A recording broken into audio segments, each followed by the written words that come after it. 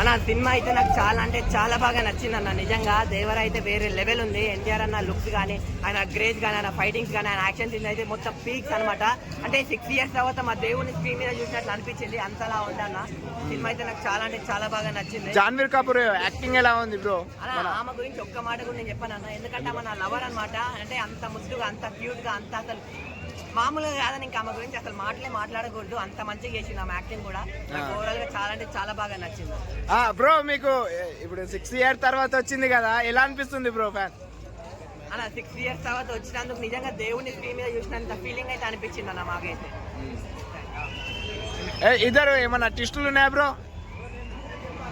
చెప్పు. ట్విస్టులు అయితే ఉన్నాయన్న, చాలా అంటే చాలా ట్విస్టులు ఉన్నాయి. ఆ క్లైమాక్స్ ట్విస్ట్ చూస్తే నిజంగా మైండ్ ఎక్కడికో దొబ్బిపోతుంది.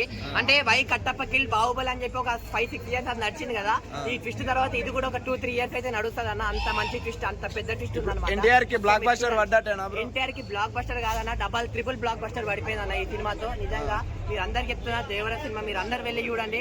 ఇంకోటి చెప్తా, దేవర సినిమా గురించి చాలా అంటే చాలా మంది నెగిటివిటీ స్ప్రెడ్ చేసారు. అరే ట్రైలర్ బాగాలేదు, సీన్స్ బాగాలేదు, స్టోరీ లేదు, ఏముంది, హీరోయిన్ ఎలా ఉంది, ఏంది, ఎన్టీఆర్ అన్న డాన్స్ రాదు, లుక్స్ రాలేవు, ఇవేం లేవు అని చాలా అంటే చాలా మంది నెగిటివ్ గా స్ప్రెడ్ చేశారు. వాళ్ళందరికీ ఒకటే చెప్తారా భయ్, దెంగితే దేవరా అంటారు. నిజం చెప్తున్నా, దెంగితే దేవరా అంటారు. ముందు కళ్ళు తెరుచుకొని వెళ్ళి దేవర సినిమా చూడండి. చాలా అంటే చాలా బాగుంది అన్న.